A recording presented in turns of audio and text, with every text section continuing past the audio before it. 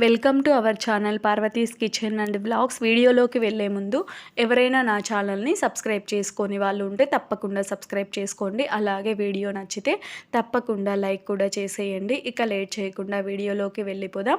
ఈరోజు నేను ఒక స్వీట్ రెసిపీతో మీ ముందుకు వచ్చేసాను. అదేంటంటే రవ్వ లడ్డు. ఇది చాలా టేస్టీగా ఉంటుందన్నమాట. మీరు కూడా తప్పకుండా ఇలా ఒకసారి ట్రై చేసేయండి. ఇక రవ్వ లడ్డుని ఎలా చేయాలో చూసేద్దాం. ఇక్కడ నేను ఒక స్టవ్ మీద పాలు పెట్టేశాను. ఒక హాఫ్ లీటర్ ప్యాకెట్ వేసేసాను. అన్ని పట్టవు, కావాల్సినన్ని వేసుకుంటే సరిపోతుంది.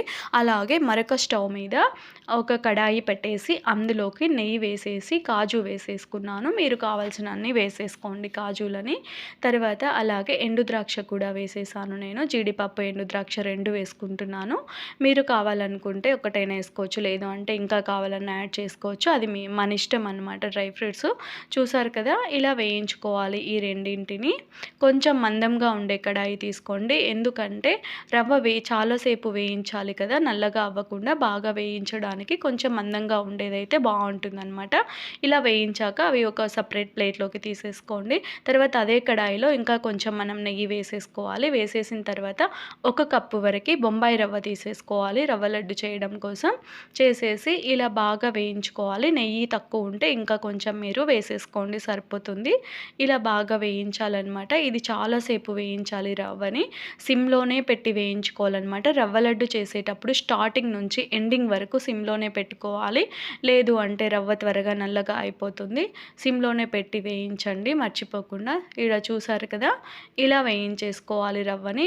టైం పడుతుంది కొంచెం ఎక్కువగానే, 7 నుంచి 10 నిమిషాల వరకు టైం పడుతుంది. అంతసేపు అంటే మొత్తం కాదు, జస్ట్ రవ్వ వేయించడం కోసం అంతా.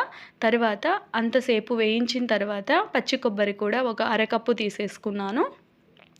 1 కప్పు బొంబాయి రవ్వ, అలాగే అరకప్పు పచ్చి కొబ్బరి తీసుకున్నాను. పచ్చి కొబ్బరి ఈ రవ్వ లడ్డుకి చాలా టేస్టీగా ఉంటుందన్నమాట పచ్చి కొబ్బరితో చేసుకుంటే. ఇది వేసిన తర్వాత మళ్ళీ ఒక 7 నుంచి 10 నిమిషాల వరకు వేయించుకోవాలి. బాగా సిమ్లోనే పెట్టి వేయించాలి.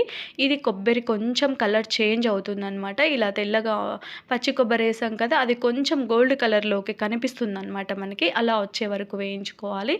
చూసారు కదా, పాలు కూడా పొంగుకొచ్చేసాయి. స్టవ్ ఆఫ్ చేసేసుకోవాలి. ఇంకా అవి ఆఫ్ చేసి పక్కకు పెట్టేసుకోండి, రెడీగా ఉంటాయి. ఇక్కడ చూసారు కదా, చక్కెర కూడా వేసేసాను. చక్కెర ఒక 3/4 కప్పు వరకు తీసుకున్నాను నేను.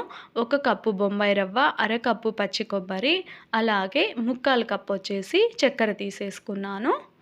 ఇలా వేసేసుకోవాలి. ఇంకా స్వీట్ తక్కువ కావాలనుకునే వాళ్ళు అరకప్పు, లేదు అంటే కొంచెం ఎక్కువ వేసేసుకోండి, సరిపోతుంది. నేనైతే ఇంత వేసాను, సరిపోయింది. తర్వాత ఈ చక్కెర వేసిన తరువాత కూడా మళ్ళీ ఒక 7 నుంచి 10 నిమిషాల వరకు వేయించాలి. చెప్పాను కదా, రవ్వ అయితే బాగా వేగేలా చూసుకోండి, లేదు అంటే రవ్వ లడ్డు రవ్వ అలానే ఉంటుందన్నమాట. రవ్వ బాగా వేగి ఉండాలి. ఇలా చక్కెర వేసిన తర్వాత ఇలా మనకు తిప్పేకి గరిటె ఫ్రీగా వస్తుందన్నమాట. మీరు ఎలాంటప్పుడు పాలు వేసుకోవాలంటే ఒకసారి చెప్తాను, గుర్తుపెట్టుకోండి. ఇలా మనం తిప్పేకి బాగా ఫ్రీగా తిరుగుతుందన్నమాట ఇలా గరిటె. చక్కెర వేసిన తర్వాత ఇంకా అలా వేయిస్తూ ఉండగా తిప్పడానికి రాదనమాట. కొంచెం కడాయికి అతుక్కుపోయినట్టు ఉంటుంది, అంటుకున్నట్లుంటుంది. అలాంటి స్టేజ్లో పాలు పోసేసుకోవాలన్నమాట.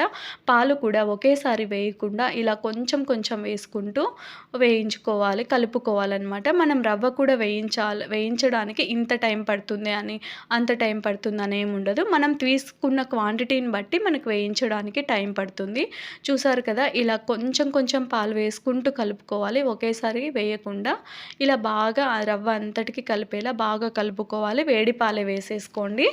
ఇందాకనే కదా కాంచి పెట్టేసాం. ఒక సైడ్ అది పెట్టేసి సిమ్లో పెట్టేసుకోండి. ఈ ప్రాసెస్ అంతా చేసేలోపు ఆ పాలు కూడా కాగిపోయి రెడీగా ఉంటాయి అన్నమాట. ఈజీగా చేసేసుకోవచ్చు.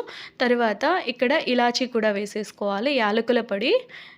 తర్వాత ఇందాక వేయించి పెట్టుకున్నాం కదా కాజు, అలాగే ఎండు ద్రాక్ష, అవి కూడా వేసేసుకోవాలి. వేసేసుకొని ఒకసారి బాగా కలుపుకోవాలి.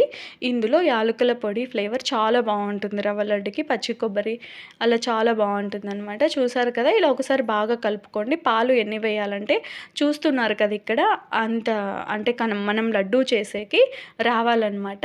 అంత స్టేజ్కి వచ్చేవరకు పాలు వేసుకుంటూ కలుపుకోవాలన్నమాట. మరీ లూజ్గా వచ్చేలా పాలు వేసేయకూడదు, మరీ పొడి పొడిగా ఉండేలా వేయకూడదు. ఇలా వేసేసుకొని చల్లారి పెట్టేసుకోవాలి. చూసుకోవాలి ఒకసారి. ఇలా అయిపోయింది. ఇలా ఉండేలా చూసుకోండి పాలు వేసినప్పుడు. తర్వాత కాసేపు అలా వదిలేసేయండి. ఒక అరగంట లేదు అంటే ఒక 20 నిమిషాలు అలా వదిలేసేయండి సరిపోతుంది. కొంచెం చల్లగా అయిపోతుంది. తర్వాత మనం లడ్డూలు చేసుకోవాలి. ఎందుకంటే మరీ లూజ్‌గా వేస్తే అలానే ఉంటుంది. మరీ పొడి పొడిగా చేస్తే చల్లారే కొద్దీ లడ్డూ గట్టిగా అయిపోతుందనమాట. దానికోసం చెప్తున్నాను.